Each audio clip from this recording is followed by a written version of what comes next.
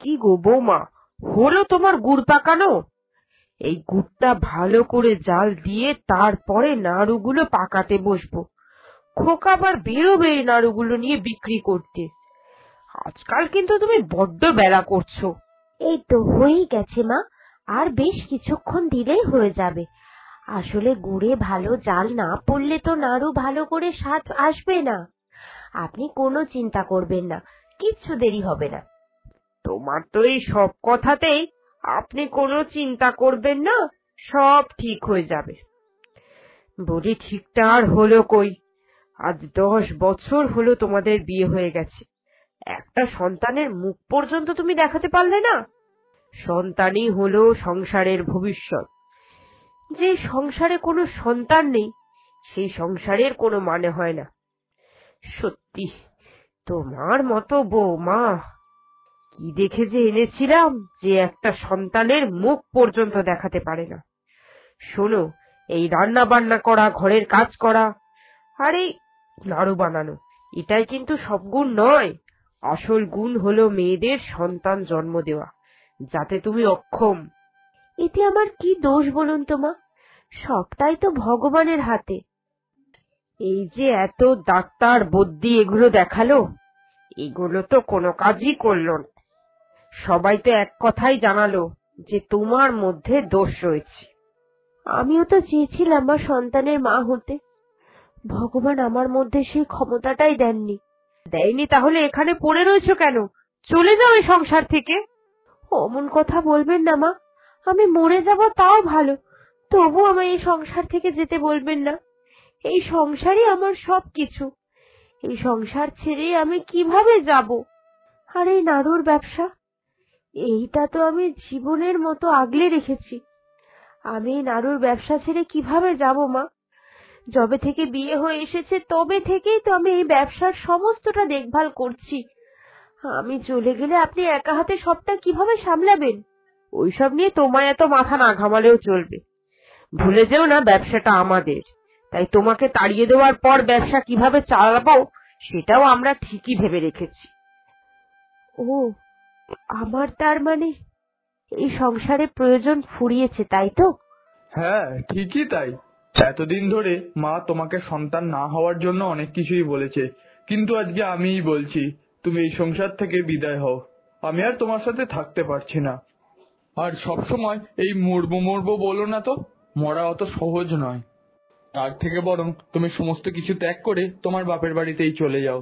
তোমার ভরণ পোষণের যা লাগবে সবকিছু আমিই ভার বইবো। তুমি তো শুধু ভরণ পোষণের জন্যই এ বাড়ি ছেড়ে যেতে চাইছো না, সেসব নিয়ে তোমায় চিন্তা করতে হবে না। তোমার ভরণ পোষণের দায়িত্ব আমিই নেব। তুমি শুধু থাক, তোমরা অনেক ভেবেছ, আর না ভাবলেও চলবে। কাল সকালেই আমি এই সংসার ত্যাগ করে চলে যাব।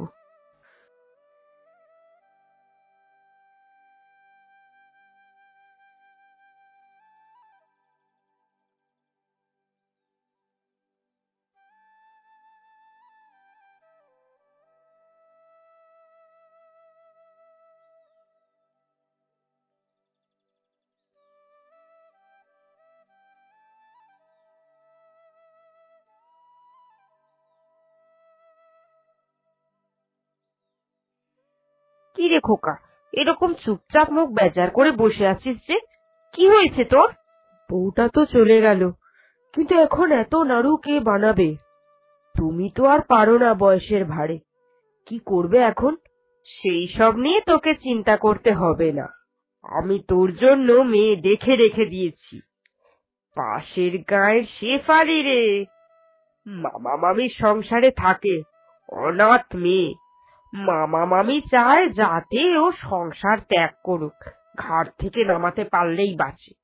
ওই মেয়েকেই আমি এবারে ঘরের লক্ষ্মী করে নিয়ে আসবো। যেমন সুন্দর রূপ তার, তেমন সুন্দর গুণ। সংসারের সব কাজই তো পারে। এতদিন মামা বাড়িতে তো সংসারের ঝিগিরি করে বেড়াতো। তুই কোনো চিন্তা করিস না, কালকেই আমি ওদের বাড়িতে গিয়ে বিয়ের কথা পারবো। মামা মামিও কোনো আপত্তি করতে পারবে না। আচ্ছা ঠিক আছে, যা ভালো মনে করবে সেটাই করবে। এই দেখো বৌমা, এইভাবে কিন্তু গুড়ে জাল দিতে হয়, বড্ড ধৈর্যের কাজ। উনুনের আঁচ মোটে বাড়ানো যাবে না। তোমাকে সর্বদা এইরকম হাত ঘুরিয়ে যেতে হবে। একটু হাত থামলেই কিন্তু গুড় তলায় লেগে যেতে পারে।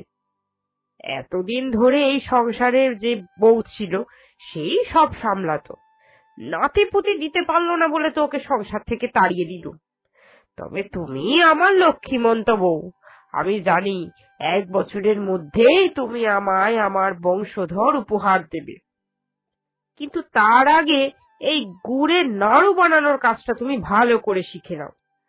খোকা এই গুড়ের নাড়ু নিয়ে দুপুর 12টার মধ্যেই রওনা দেবে বাজারে বিক্রির জন্য। তার আগে সবকিছু আমাদের তৈরি করে ফেলতে হবে। আমি আজ দেখিয়ে দিচ্ছি, কাল থেকে কিন্তু সব দায়িত্ব তোমার। বয়স হয়ে গেছে আমার, বোঝই তো, এত কাজ পারি রে। না না মা, এই যে আজকে আপনি আমায় দায়িত্ব বুঝিয়ে দিচ্ছেন সব, এরপর দেখবেন আমি সব পারবো, কোনো চিন্তা নেই আপনার।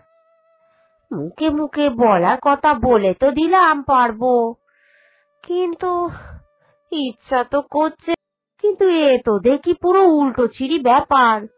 আমাকে গতর খাটিয়ে সবকিছু করে খেতে হবে, যেমন সংসারের কাজ তেমন ব্যবসার কাজ। বড় বউটা যে কি করে টিকেছিল কে জানে বাবা এতদিন।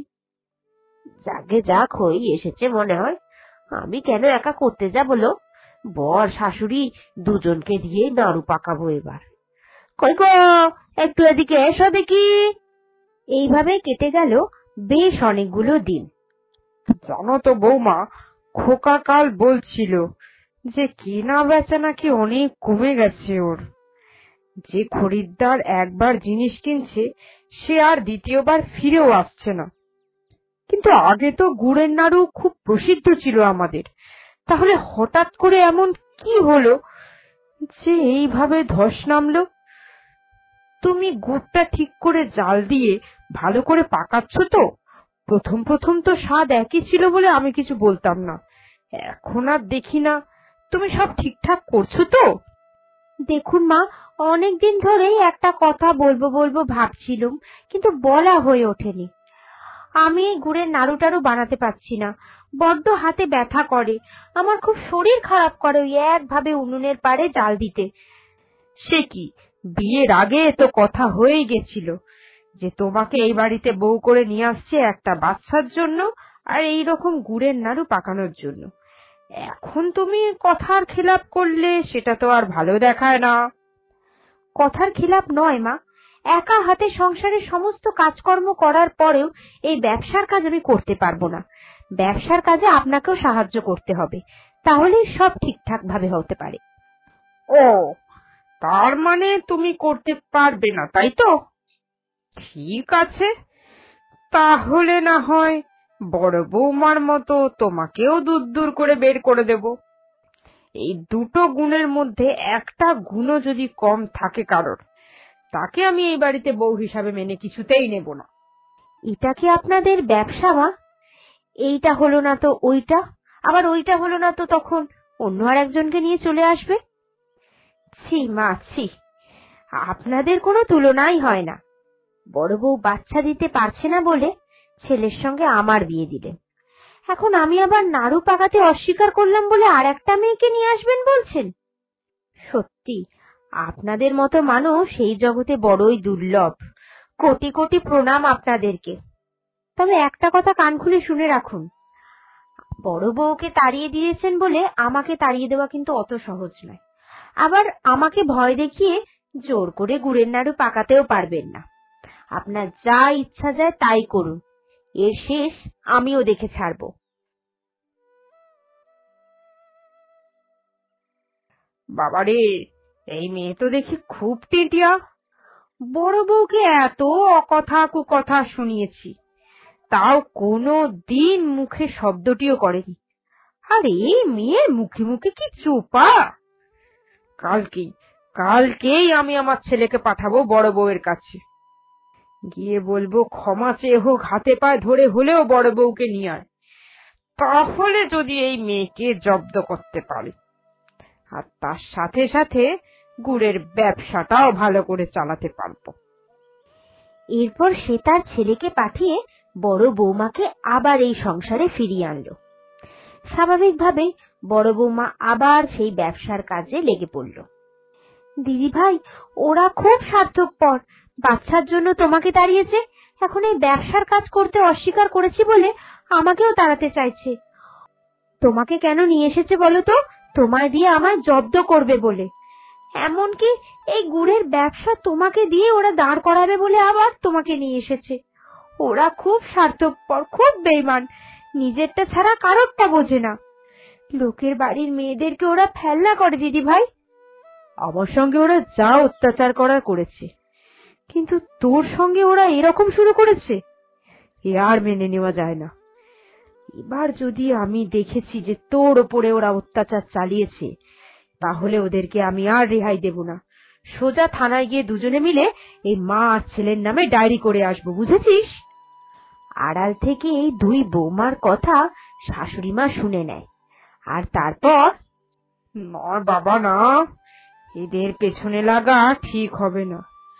এরা দুই বউ মিলে মিশে যা পাচ্ছে করছে করুক, আর আমি এদেরকে তাড়ানোর কথা ভাববো না। তারপরে দেখবো এই বাড়ি থেকে আমি পুলিশের বাড়ি চলে গেছি। না না না বাবা, কোনো দরকার নেই এদের পেছনে লেগে, কোনো দরকার নেই।